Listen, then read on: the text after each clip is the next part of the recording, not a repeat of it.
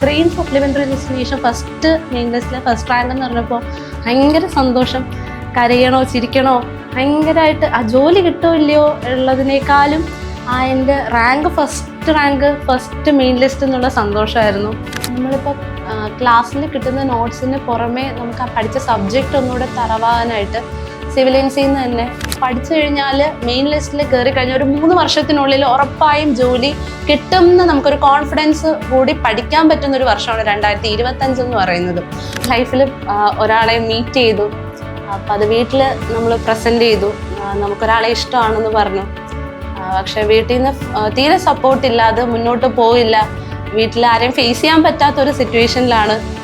വീട്ടിൽ നിന്നെല്ലാം മാറി പിണങ്ങി പഠിക്കണം, ഞാൻ അടുത്തത് ജോലി വാങ്ങിയിട്ട് സ്വന്തം കാലിൽ നിന്നിട്ട് വന്നിട്ട് എൻ്റെ ആവശ്യം പറയും എന്നുള്ള ഒരു ലക്ഷ്യം മാത്രം. എങ്ങനെയെങ്കിലും വീട്ടിൽ നമുക്ക് തിരിച്ചു ചെന്നിട്ട് സ്വന്തം കാലിൽ നിന്നിട്ട് പറയണം, എനിക്കിന്നതാണ് ആവശ്യം, എനിക്കത് നേടിയെടുക്കണം എന്ന് പറയണം എന്നുള്ള ഒരു വാശിപ്പുറത്ത് അന്ന് സിവിലിയൻസിൽ നിന്ന് ആ ഒരു സമയം പഠിച്ചതാണ്.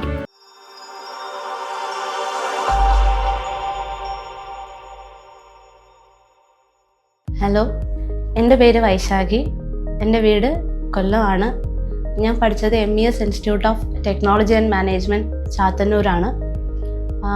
ഇപ്പോൾ സോയിൽ കൺസർവേഷൻ ഡിപ്പാർട്ട്മെൻറ്റിൽ വർക്ക് സൂപ്രണ്ടൻ്റ് എക്സാമിന് ഫസ്റ്റ് റാങ്ക് ലഭിച്ചു. ഞാൻ ഇതുവരെ മൊത്തം 2019 ശേഷം ഒരു 41 ടെക്നിക്കൽ എക്സാംസോളം എഴുതിയിട്ടുണ്ട്. അപ്പോൾ അതിൽ ഒരു 16 റാങ്ക് ലിസ്റ്റോളം വന്നതിൽ 13 എണ്ണവും സപ്ലിമെൻ്ററി ലിസ്റ്റുകൾ തന്നെയായിരുന്നു. അപ്പോൾ ഒരു മെയിൻ ലിസ്റ്റ് എന്ന് പറഞ്ഞാൽ ഭയങ്കരമായിട്ട് വെയിറ്റ് ചെയ്തിരിക്കുന്ന ഒരു നിമിഷമാണ്. അപ്പോൾ ആദ്യമായിട്ട് ഒരു മെയിൻ ലിസ്റ്റിലുണ്ട് എന്ന് വിളിച്ചു പറയുന്നത് എൻ്റെ ഏറ്റവും അടുത്ത ഒരു വ്യക്തി രാഹുൽ തന്നെയാണ്. അതും ഇത്രയും സപ്ലിമെൻ്ററി ലിസ്റ്റിന് ശേഷം ഫസ്റ്റ് മെയിൻ ലിസ്റ്റിലെ ഫസ്റ്റ് റാങ്ക് എന്ന് പറഞ്ഞപ്പോൾ ഭയങ്കര സന്തോഷം. കരയണോ ചിരിക്കണോ ഭയങ്കരമായിട്ട് ആ ജോലി കിട്ടുമോ ഇല്ലയോ ഉള്ളതിനേക്കാളും എൻ്റെ ഫസ്റ്റ് മെയിൻ ലിസ്റ്റ് എന്നുള്ള സന്തോഷമായിരുന്നു. അപ്പോൾ അത് ആദ്യം ഞാൻ വീട്ടുകാരോട് ഷെയർ ചെയ്തില്ല, വീട്ടിലാരും ഉണ്ടായിരുന്നില്ല. അപ്പോൾ ഞാൻ ഓൺലൈൻ ഈ ബാച്ച് അറ്റൻഡ് ചെയ്തുകൊണ്ടിരിക്കുന്ന സമയം ശ്രീലക്ഷ്മി മിസ് ബാച്ചിലേക്ക് വന്ന് എല്ലാവരോടും പറഞ്ഞ് ഷെയർ ചെയ്തു. ജീവ മിസ് അറിയുന്നു. അങ്ങനെ ക്ലാസ്സിൽ എല്ലാവരും അറിഞ്ഞതിന് ശേഷമാണ് ഞാൻ വീട്ടിലെല്ലാവരോടും പറയുന്നത്. അപ്പോൾ ആകെ മൊത്തം ഒരു ഒരു സന്തോഷവും ഒക്കെ ആയിരുന്നു ആ ഒരു ദിവസം. BTech കഴിഞ്ഞിരിക്കുന്ന സമയത്ത് നമ്മളിങ്ങനെ ഇനി ജോബ് വേണോ അല്ലെങ്കിൽ എന്തൊക്കെ നമുക്ക് മുന്നിൽ വേറെ ഓപ്പർച്യൂണിറ്റീസ് ഒക്കെ ഉണ്ടെന്നിങ്ങനെ ഫ്രണ്ട്സ് തമ്മിൽ ഡിസ്കസ് ചെയ്യുന്ന സമയത്താണ് നമുക്ക് കേരള PSCയിൽ ടെക്നിക്കൽ എക്സാംസിന് കോച്ചിങ് നൽകുന്ന സിവിലിയൻസിനെ കുറിച്ച് അറിയുന്നത്.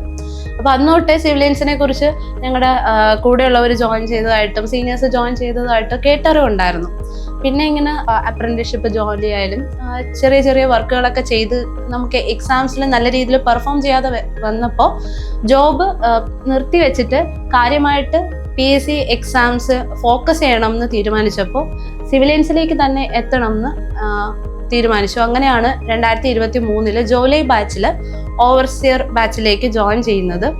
ഞങ്ങളുടെ ബാച്ച് 2024 ജനുവരി വരെ ഉണ്ടായിരുന്നു. അപ്പോൾ ആ ഒരു അത്രയും സമയത്ത് ഞങ്ങൾക്ക് ടീച്ചേഴ്സ് ആണെങ്കിലും എല്ലാവരും നല്ല ഫ്രണ്ട്ലി ആയിട്ട് തന്നെ ക്ലാസ്സുകൾ മുന്നോട്ട് പോകുന്നുണ്ടായിരുന്നു.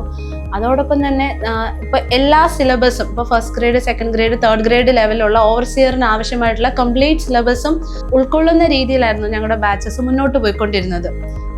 ഇപ്പോൾ എടുത്തു പറയുകയാണെങ്കിൽ ഇപ്പോൾ ട്രാൻസ്പോർട്ടേഷൻ ആണെങ്കിലും സർവേ ആണെങ്കിലും എല്ലാം നമുക്കിപ്പോൾ തേർഡ് ഗ്രേഡ് ലെവൽ അല്ലെങ്കിൽ ഒരു സെക്കൻഡ് ഗ്രേഡ് ലെവൽ അല്ലെങ്കിൽ നിമിയിൽ മാത്രം ഒതുങ്ങി നിൽക്കാതെ ഒരു ഫസ്റ്റ് ഗ്രേഡ് ലെവലിനും പ്രിപ്പയർ ചെയ്യാൻ പറ്റുന്ന അത്രയും കണ്ടന്റ് നമുക്ക് ആ ഒരു സമയത്തിനുള്ളിൽ ഞങ്ങളുടെ കോച്ചിങ് സമയത്തിനുള്ളിൽ കംപ്ലീറ്റ് ചെയ്ത് കിട്ടിയിട്ടുണ്ട്. നമുക്ക് പ്രിപ്പയർ ചെയ്യുന്ന സമയത്ത് വീട്ടിൽ ചെന്നിട്ട് റിവൈസ് ചെയ്യുന്ന സമയത്തോ അല്ലെങ്കിൽ അത് പ്രിപ്പയർ ചെയ്യുന്ന സമയത്തോ ഡൗട്ട്സ് വന്നു കഴിഞ്ഞാൽ പേഴ്സണലി മെസ്സേജ് ഇട്ട് ശ്രുതി മിസ്സിനോടും ശ്രീകുട്ടി മിസ്സിനോടും ഒക്കെ ക്ലാരിഫൈ ചെയ്തിട്ടുണ്ട്. അതിനുശേഷം ക്ലാസ്സിൽ ചിലപ്പോൾ കൺസെപ്റ്റിനകത്ത് ഡൗട്ട് വന്നിട്ടുണ്ടെങ്കിൽ അതിനകത്ത് ഡയറക്റ്റ് ആയിട്ട് ആനന്ദ് സാറിനോടോ അല്ലെങ്കിൽ ഗോകുൽ സാറിനോടോ ഒക്കെ ഇൻട്രാക്ട് ചെയ്തിട്ട് ഡൗട്ട്സ് ഒക്കെ ക്ലിയർ ചെയ്ത് പോയിട്ടുണ്ട്.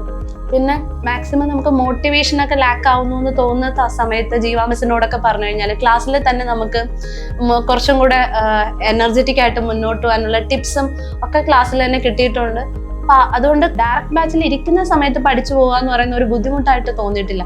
എന്താണോ പഠിപ്പിക്കുന്നത്, എത്ര പോർഷൻസ് ആണോ കവർ ചെയ്യുന്നത്, എന്തൊക്കെയാണോ ഇപ്പോൾ വീക്ക്ലി എക്സാമിന് പഠിക്കാൻ പറയുന്നത്, ആ കാര്യങ്ങൾ മാത്രം ഫോളോ ചെയ്ത് പോകുമ്പോൾ നമുക്ക് ഒരു പെർഫെക്റ്റ് പ്ലാനോടുകൂടി നമ്മൾ പ്രിപ്പയർ ചെയ്യാതെ തന്നെ നമുക്ക് ഇവിടെ നിന്ന് ഒരു പെർഫെക്റ്റ് പ്ലാനോടുകൂടി പറഞ്ഞു തരുമ്പോൾ അത് ജസ്റ്റ് ഫോളോ അപ്പ് ചെയ്ത് പോയാൽ മാത്രമേ മതിയായിരുന്നു. അതോടൊപ്പം തന്നെ ഞങ്ങൾക്ക് ഫുൾ സപ്പോർട്ടായിട്ട് നിന്ന മെൻറ്റേഴ്സും ബാക്കി ടെക്നിക്കൽ ടീമും ഒക്കെ, അതായത് ഇപ്പോൾ വീക്ക്ലി എക്സാംസ് കണ്ടക്ട് ചെയ്യുമ്പോഴാണേലും ആരൊക്കെ മുന്നോട്ട് വരുന്നുണ്ട്, ആരൊക്കെ പിന്നോട്ട് പോകുന്നുണ്ട്, നമ്മുടെ ഓരോ വീക്കും കഴിയുമ്പോഴുള്ള പെർഫോമൻസ് എങ്ങനെ ആവുന്നുണ്ട്, അത് മെച്ചമായി വരുന്നില്ലെങ്കിൽ അതിൻ്റെ റീസൺസ് എന്താണ്, നമുക്ക് എവിടെയാണ്, ഏത് സബ്ജക്റ്റിനാണ് പിന്നോട്ട് നിൽക്കുന്നത് എന്നൊക്കെ അനലൈസ് ചെയ്യാനും അതിന് കുറച്ചും കൂടെ എന്തൊക്കെ കാര്യങ്ങൾ ശ്രദ്ധിക്കണം, അല്ലെങ്കിൽ അതിനെ എത്ര പോർഷൻ കവർ ചെയ്ത് നമ്മൾ പഠിച്ച് മുന്നോട്ട് വരാൻ എക്സ്ട്രാ ടൈം എടുക്കണം എന്നൊക്കെ നമുക്കൊരു പുറകിൽ നിന്നൊരു മെന്റൽ സപ്പോർട്ട് പ്രോപ്പറായിട്ട് കിട്ടുന്നുണ്ടായിരുന്നു. ജനുവരിയിൽ ക്ലാസ് കഴിഞ്ഞതിന് ശേഷം ഫെബ്രുവരിയിൽ എക്സാം വരുമ്പോൾ സ്വന്തമായിട്ട് പ്രിപ്പയർ ചെയ്യേണ്ടതായിട്ട് വന്നു.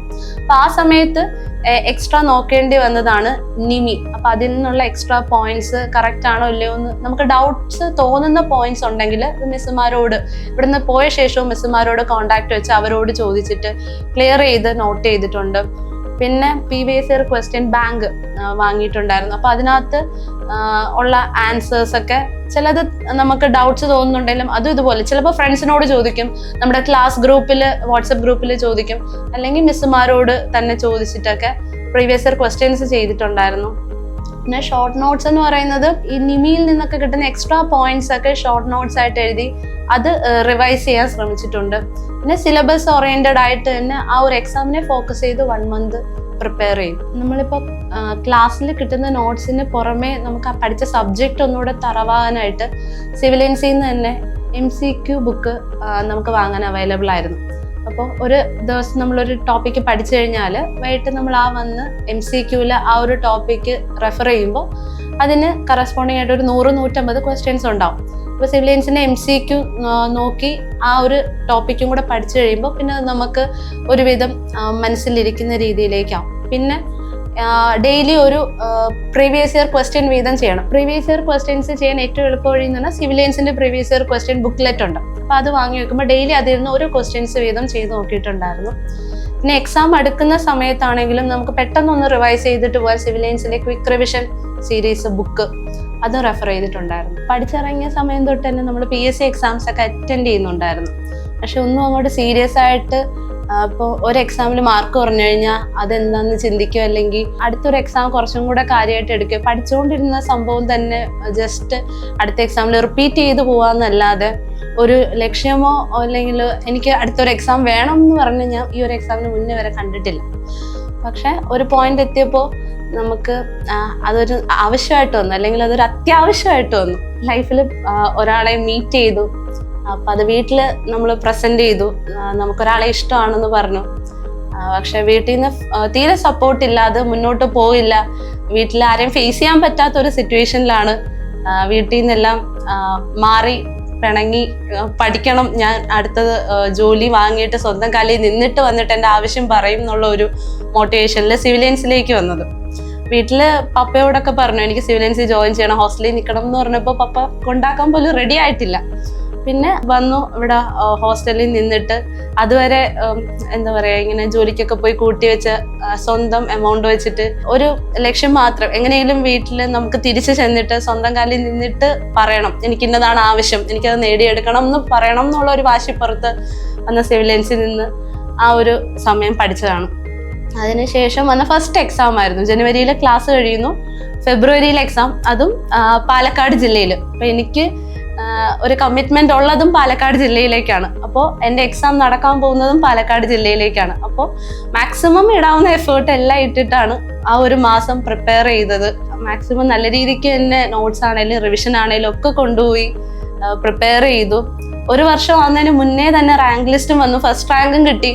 അപ്പൊ അതിനുശേഷം ഞാൻ വീട്ടിൽ ചെന്ന് പറഞ്ഞു എനിക്ക് ഇന്ന ജില്ലയിൽ ഇന്ന പോസ്റ്റിൽ ഫസ്റ്റ് റാങ്ക് ഉണ്ട്, അപ്പൊ എനിക്ക് അങ്ങോട്ടേക്ക് മാറണം, എനിക്ക് അങ്ങോട്ടേക്ക് പോണം, അപ്പൊ എൻ്റെ വിവാഹം നടത്തി തരണം. അപ്പൊ അത് പറഞ്ഞതിൻ്റെ ഫലമായിട്ട് ഇപ്പൊ എൻ്റെ വിവാഹം ഉറപ്പിച്ചിട്ട് ഇനി അത് എല്ലാം ഹാപ്പി ആയിട്ട് നടക്കാൻ പോവുകയാണ്. അപ്പോൾ നമ്മൾ പ്രിപ്പയർ ചെയ്ത സമയത്ത് നമ്മൾ എല്ലാവരും കാത്തിരിക്കുന്നതാണ് ജനുവരിയിൽ എക്സാം കലണ്ടർ വരിക എന്നുള്ളത്. എക്സാം കലണ്ടർ ഭയങ്കര പ്രതീക്ഷയാണ്. നമ്മൾ ബാച്ച് അവസാനിക്കാൻ പോവുകയാണ്. അപ്പോൾ എക്സാം കലണ്ടർ വരുമ്പോൾ ആ ഒരു വർഷം ഏതൊക്കെ എക്സാംസ് ഉണ്ടെന്ന് നമുക്കറിയാൻ പറ്റും. പക്ഷെ 2024 വന്ന കലണ്ടറിൽ ആകെ 7 എക്സാംസ് ആണ് ഓവർസിയർ ലെവൽ ഉണ്ടായിരുന്നത്. അതിൽ പക്ഷെ എല്ലാവർക്കും അറ്റൻഡ് ചെയ്യാൻ പറ്റുന്ന 5 എക്സാംസ്, ബാക്കി 2 എന്ന് പറയുന്നത് സർവേയർ ലെവൽ എക്സാംസ് ആയിരുന്നു. അറ്റൻഡ് ചെയ്യുന്നു, പക്ഷെ അതിപ്പോ എല്ലാവരും എടുക്കുന്നില്ല. സർവേ പഠിച്ച കുട്ടികൾക്ക് മാത്രമായിട്ട് പോയി. അപ്പോൾ ബാക്കി 5 എക്സാംസേ നമുക്ക് ഉണ്ടായിരുന്നുള്ളൂ. ആ 5 എക്സാംസിൽ എടുത്ത് പറയുകയാണെങ്കിൽ വർക്ക് സൂപ്രണ്ടന്റും ട്രേസറും അങ്ങനെ ഓരോ എക്സാമുകൾ എല്ലാം ഓരോ വേക്കൻസി. വർക്ക് സൂപ്രണ്ടന്റ് പാലക്കാട് ജില്ല, വയനാട് ജില്ലയൊക്കെ ആണെങ്കിൽ ഓരോ വേക്കൻസി, ട്രേസർ ഒരു വേക്കൻസി. ആ ട്രേസർ ഒരു വേക്കൻസി ഫസ്റ്റ് റാങ്ക് കിട്ടിയ കുട്ടിക്ക് പോലും ചിലപ്പോൾ റിസർവേഷൻ അല്ലെങ്കിൽ ഡിസബിലിറ്റിക്ക് റിസർവ് ചെയ്ത് വെച്ചിരിക്കുന്ന സീറ്റാണ്. അങ്ങനെ നമുക്കൊട്ടും ഹോപ്പില്ലാതെ നമ്മൾ കോച്ചിങ് കഴിഞ്ഞ് ഇറങ്ങുമ്പോൾ തീരെ ഇനി പഠിച്ച നമുക്ക് എന്തെങ്കിലും ഗുണം ഉണ്ടാവുമെന്ന് പോലും അറിയാൻ പറ്റാതെ നിൽക്കുന്ന സിറ്റുവേഷനിലാണ് നമ്മൾ ഈ ഒരു വേക്കൻസി ഉള്ള എക്സാമിനാണെങ്കിൽ പോലും ഇത്ര എഫേർട്ട് എടുത്ത് വേണം എന്ന് പറഞ്ഞ് മുന്നോട്ട് വന്ന് പഠിക്കാൻ നിന്നത്. അതേസമയം ഈ 2025 കലണ്ടർ വന്നപ്പോൾ ഏറ്റവും സന്തോഷമുള്ള കാര്യം എന്ന് പറയുന്നത് ഒരു 15ഓളം എക്സാംസ് നമുക്ക് വരാനുണ്ട്. അതിൽ തന്നെ LSDD ഡിപ്പാർട്ട്മെന്റ് ഉണ്ട്, PWD ഇറിഗേഷൻ ഉണ്ട്, സെക്കൻഡ് ഗ്രേഡ്, ഫസ്റ്റ് ഗ്രേഡ്.